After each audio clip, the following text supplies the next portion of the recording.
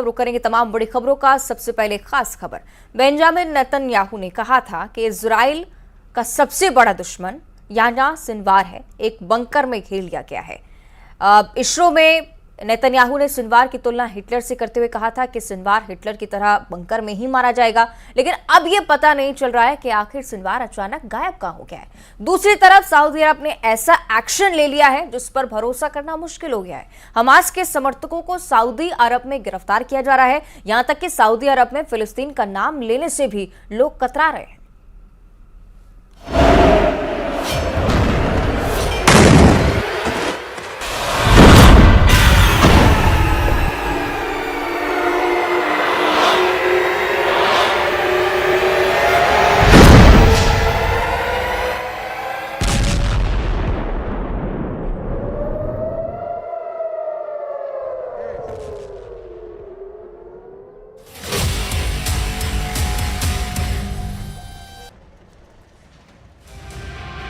Gaza में 13,000 से ज्यादा लोगों की मौत हो चुकी है और करीब 3,000 लोग मलबों में दफन हैं। इजराइल किस तरह और कितनी तरफ से हमास पर टूट पड़ा है, इसकी रिपोर्ट करने की ताकत भी अब फिलिस्तीन के अखबारों के पास नहीं बची है। गाजा पट्टी के अंदर 40 से ज्यादा पत्रकार मारे जा चुके हैं और इजराइल फिलिस्तीन के अखबारों के पूरे नेटवर्क को ही तोड़ दे रहा है। इसीलिए अब गाजा पट्टी से वही खबरें सामने आ रही हैं जो इजराइल चाहता है।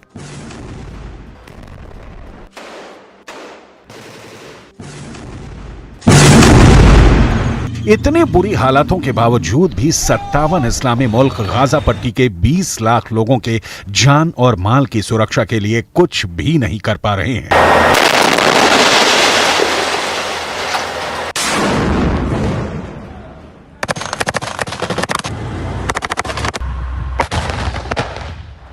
फिलहाल जो रिपोर्ट आ रही है उससे यह साफ लग रहा है कि उत्तर गाजा में भारी कोहराम मचाने के बाद अब इजराइल अपना पूरा फोकस दक्षिणी गाजा पर कर रहा है।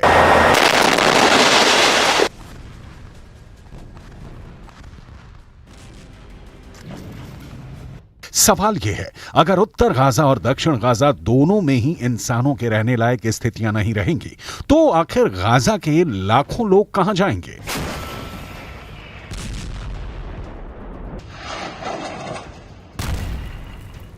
ऐसे खतरनाक हालातों में अगर 57 इस्लामिक देश एक साथ खड़े होते तो निश्चित तौर पर इजराइल पर दबाव बनाना बहुत आसान हो जाता, लेकिन आज स्थिति बिल्कुल अलग है।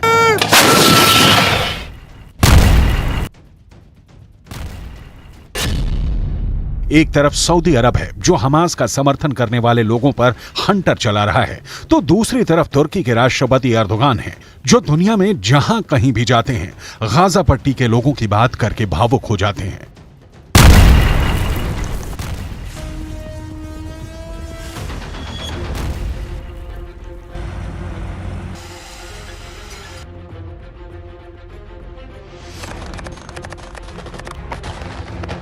तुर्की के राष्ट्रपति एर्दोगान ने जर्मनी की राजधानी बर्लिन का दौरा किया है और जर्मनी के चांसलर ओलाफ स्कॉल्स के साथ उनकी द्विपक्षीय वार्ता हुई, लेकिन इस पूरी वार्ता के दौरान आर्थिक मुद्दे पूरी तरह से किनारे नजर आए और दूसरे सभी मुद्दे गाजा पट्टी के तनाव के सामने छोटे पड़ गए। आखिर कैसे? तुर्की के राष्ट्रपति एर्दोगान हमास के पक्ष में पूरी इस्लामी दुनिया को एक करने के लिए बेचैन हुए जा रहे हैं।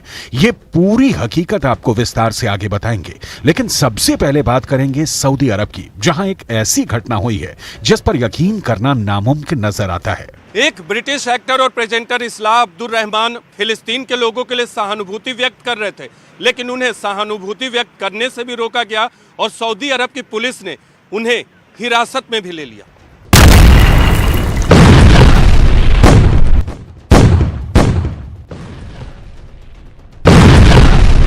सऊदी अरब के अंदर ऐसी एक नहीं और भी कई घटनाएं हो चुकी हैं जिसमें हमास के समर्थकों पर सऊदी अरब की सरकार कड़कती बिजली की तरह टूट रही है। इस घटना ने पूरी इस्लामी दुनिया में एक हड़कंप सा मचा दिया है।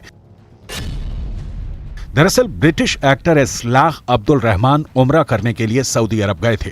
सऊदी अरब के अंदर इस्लाह अब्दुल रहमान फिलिस्तीन के लोगों के साथ सहानुभूति जताने के लिए एक फिलिस्तीन काफिया पहने हुए थे। फिलिस्तीनी काफिया एक ऐसा कपड़ा होता है जो गले पर पहना जाता है और इसमें चेक होते हैं।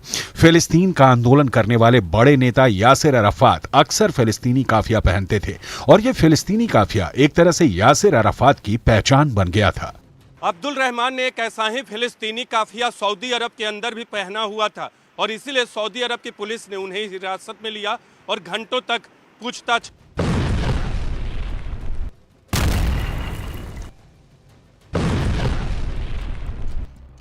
सऊदी अरब की पुलिस ने ब्रिटिश एक्टर अब्दुल रहमान से यह पूछा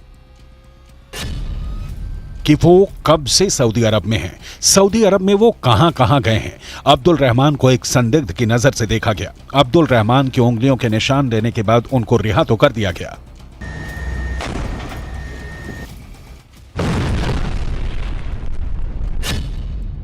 लेकिन उसके बाद वो बहुत ज्यादा भयभीत हो गए। उन्होंने मिडिल ईस्ट के एक न्यूज़पेपर से बात करते हुए कहा कि वो फिलिस्तीन के साथ सहानुभूति दिखाना चाहते थे, लेकिन उन्हें यह करने नहीं दिया गया। इसी तरह सऊदी अरब के अंदर गाजा के लिए प्रार्थना करने वाले एक अल्जीरियाई मूल के शख्स और बांग्लादेशी मूल के एक ब्रिटिश नागरिक को भी गिरफ्तार किया गया। बात एकदम साफ है कि सऊदी अरब का सऊदी राजवंश ये नहीं चाहता कि उसकी धरती पर किसी भी तरह का विरोध प्रदर्शन की संस्कृति का जन्म हो। सऊदी राजवंश को ये बात बहुत अच्छी तरीके से पता है कि जो लोग आज फिलिस्तीन के समर्थन में सड़कों पर उतरेंगे, कल उसकी ही सरकार के खिलाफ ये लोग विरोध प्रदर्शन कर सकते हैं। इसीलिए सऊदी राजवंश प्रोटेस्ट के कल्चर को ही पूरी तरह से ख़त्म करना चाहता है। यही उसका एक टारगेट है। आमतौर पर यह जानकारी बहुत कम लोगों को है कि सऊदी अरब एक ऐसा देश है जिसका पुराना नाम स्टेट ऑफ हिजाज था। लेकिन 23 सितंबर 1932 में जब सुल्तान अब्दुल अजीज बिन सऊद ने इस स्टेट ऑफ हिजाज पर कब्जा किया तो उन्होंने इस इलाके का नाम बदलकर सऊदी अरब रख दिया। इसमें सऊदी शब्द सुल्तान अब्दुल अजीज बिन सऊद का सरनेम है। शायद दुनिया की ऐसी पहली घटना होगी जब किसी राजवंश ने किसी देश पर अधिकार करने के लिए उस देश का नाम भी अपने राजवंश के नाम पर कर दिया हो।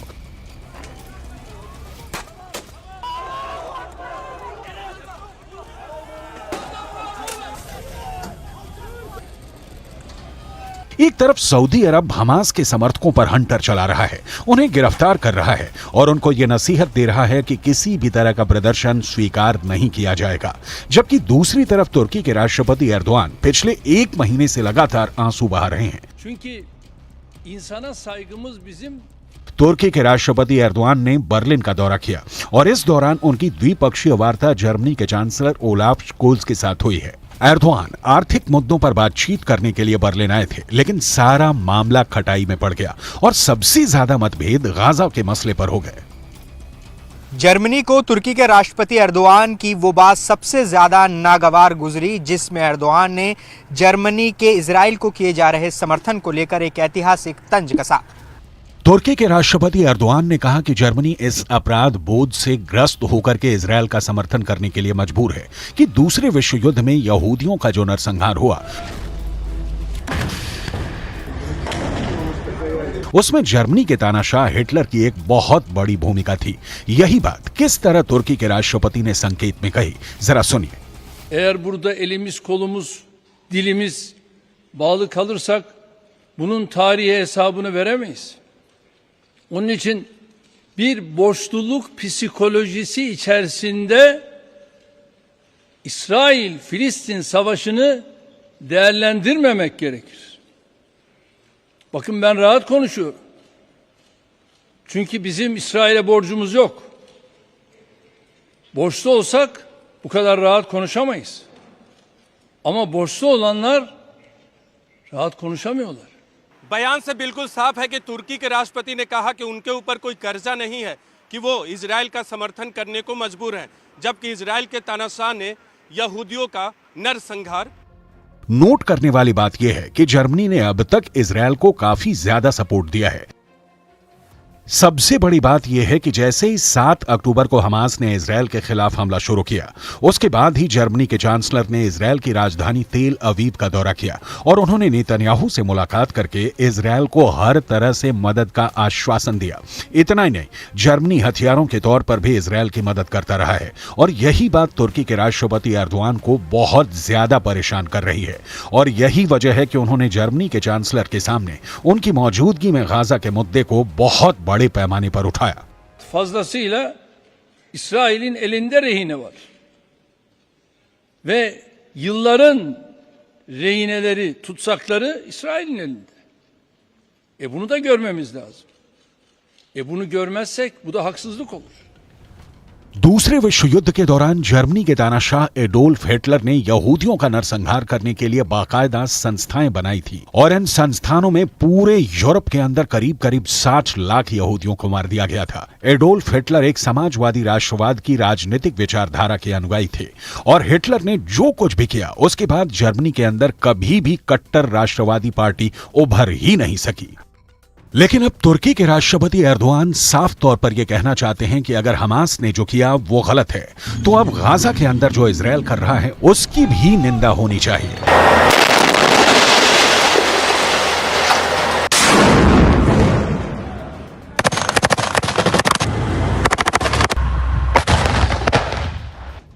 दूसरी तरफ जर्मनी के चांसलर भी इस मुद्दे पर पीछे नहीं हटे। उन्होंने भी एर्दोआन के सामने ही हमास की निंदा की, 7 अक्टूबर को हुए आतंकवादी हमले का जिक्र किया और हमास के पूरे खात्मे के इजरायली संकल्प को सही ठहराया। यानी अगर देखा जाए तो जर्मनी और तुर्की एक बातचीत की मेज पर जरूर थे, लेकिन उनके बीच बहुत भारी मतभेद है।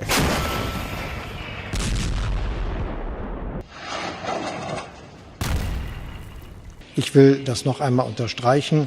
Für uns jedenfalls bleibt es dabei, dass es jetzt notwendig ist, auch für eine langfristige, friedvolle Perspektive, dass die Hamas nicht mehr in der Lage sein kann, diese Aggressionshandlung vorzunehmen, wie wir sie am 7. Oktober gesehen haben. Wir sind, wie Sie merken, in guten Gesprächen miteinander, trotz unterschiedlicher Meinung. एक बात तो साफ है कि Gaza पट्टी और West Bank समेत पूरा फिलिस्तीन अकेले पड़ गया है और उनकी सुनने वाला या उनके जख्मों पर मरहम लगाने वाला कोई नहीं है। तुर्की हो, मिस्र हो, ईरान हो या जॉर्डन हो, वो जुबानी खर्च तो कर सकते हैं, लेकिन इजराइल के खिलाफ एक्शन लेने की हिम्मत अब तक किसी ने नहीं जुटाई है। रियाद के अंदर सऊदी अरब की अगुवाई में इस्लामिक देश का एक सम्मेलन हुआ था, जिसमें गाजा पट्टी के मुद्दे को प्रमुखता से उठाया गया, लेकिन इस पूरी बैठक के बाद भी घोषणा पत्र जारी नहीं हो पाया। यानी यह साबित हो गया कि इस्लामी देशों में गाजा पर कोई सहमति नहीं बन पाई है। अब ऐसे में इजरायल के पास पूरी ताकत है और उस ताकत का इस्तेमाल हमास के लड़ाकों पर क्रूरता पूर्वक किया जा रहा है।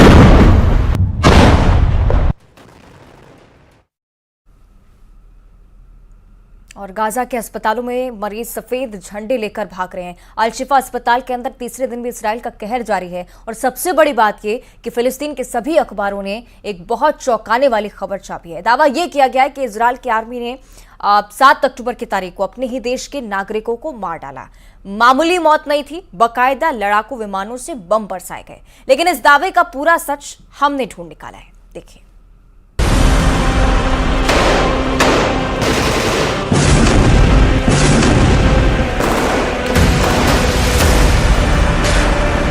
लगातार 3 दिनों से गाजा के अल शिफा अस्पताल के अंदर इजरायल डिफेंस फोर्स की कार्रवाई जारी है।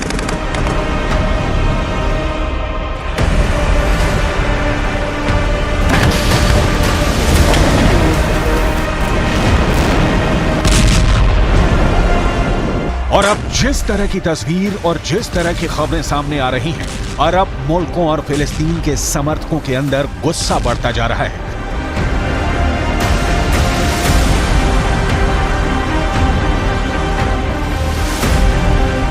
खासकर फिलिस्तीन के अखबार इजरायल डिफेंस फोर्स की ज्यादतियों के बारे में जिस तरह के दावे कर रहे हैं, उस पर यकीन करना बहुत मुश्किल नजर आता है।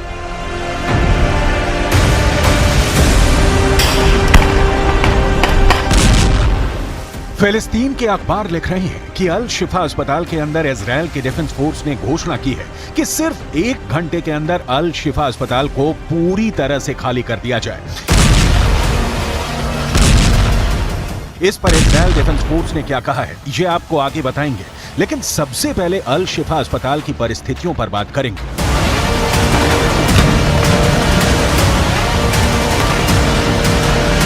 पिछले एक महीने से ही फिलिस्तीन के अखबार लिख रहे थे कि अल शिफा अस्पताल में 80,000 लोगों ने शरण ली है, लेकिन इन 80,000 लोगों का क्या हुआ?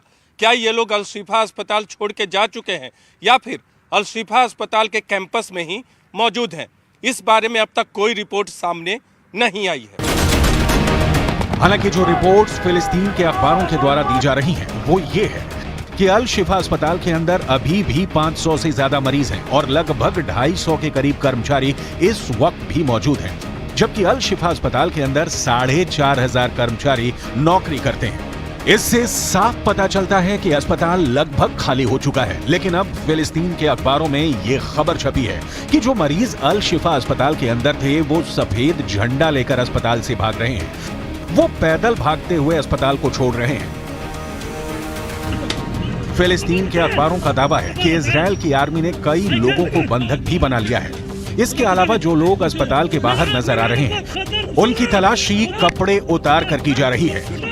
अल शिफा अस्पताल के एक डॉक्टर ने दावा किया कि सिर्फ 1 घंटे के अंदर पूरे अस्पताल को खाली करने के लिए कहा गया है। दूसरी तरफ अल शिफा अस्पताल के निदेशक ये दावा कर रहे हैं कि इजराइल अल शिफा अस्पताल के बाहर जिसको देख रहा है मार रहा है, इजराइल नरसंहार कर रहा है।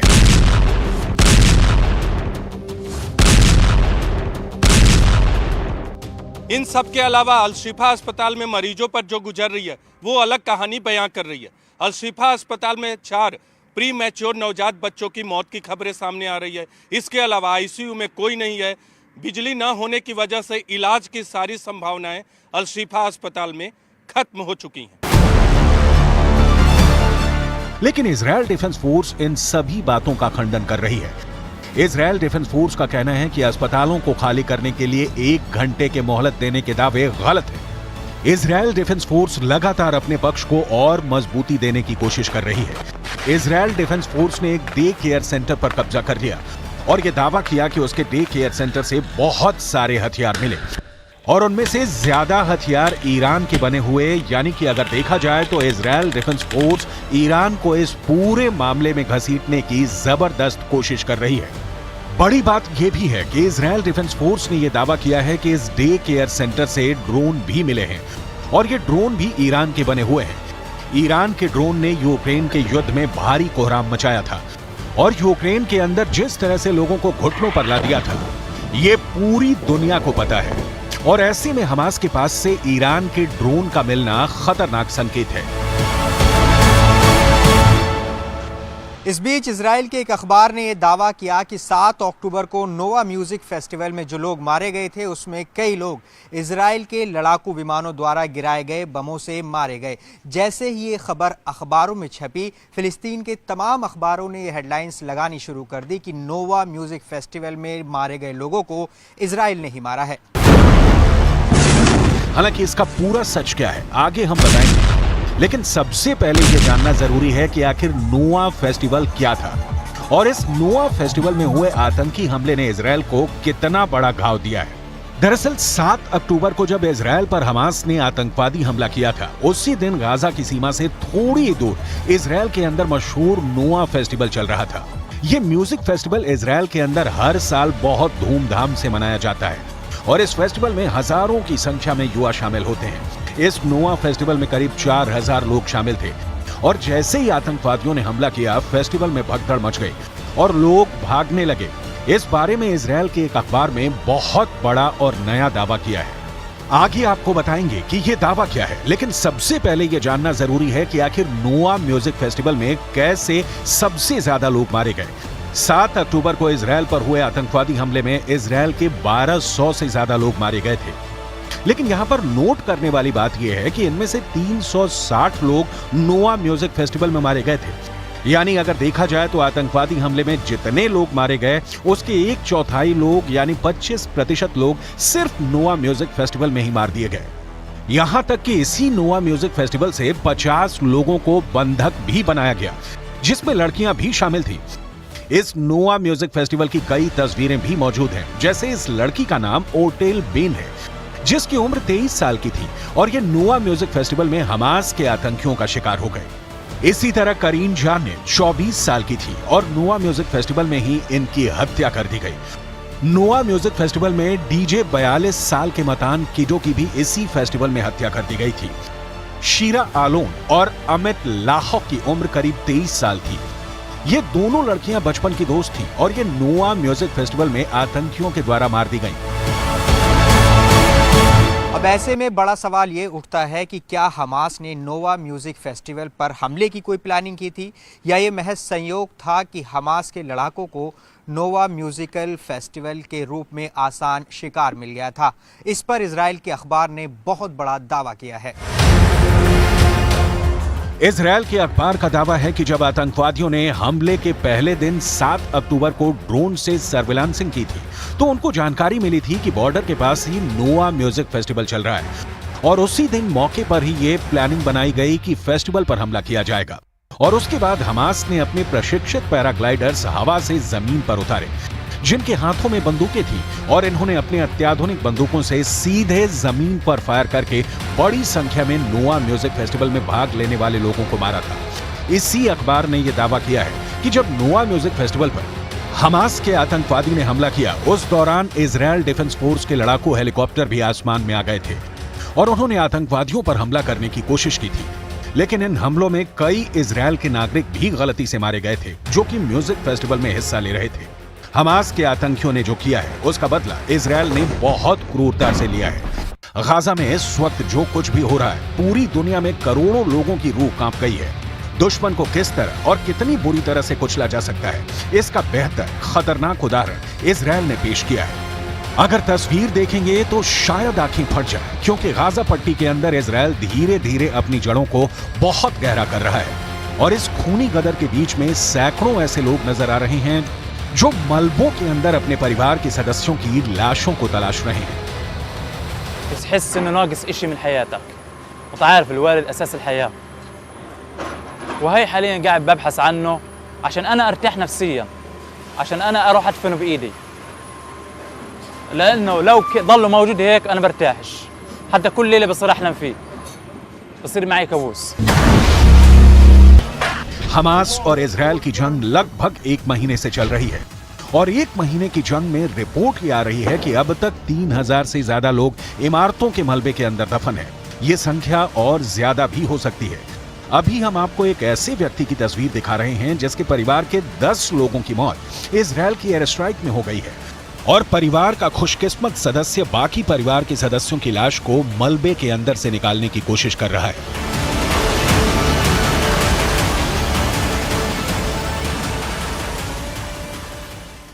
استهداف انه كان هناك احياء تحت الانقاض تكون الاولويات للاحياء على الاموات على الشهداء اسف للشهداء ولكن بعد الانتهاء من عمل استخراج الاحياء والمصابين من اماكن مستهدفه يتم العمل على منظومه استخراج الشهداء الاقدم।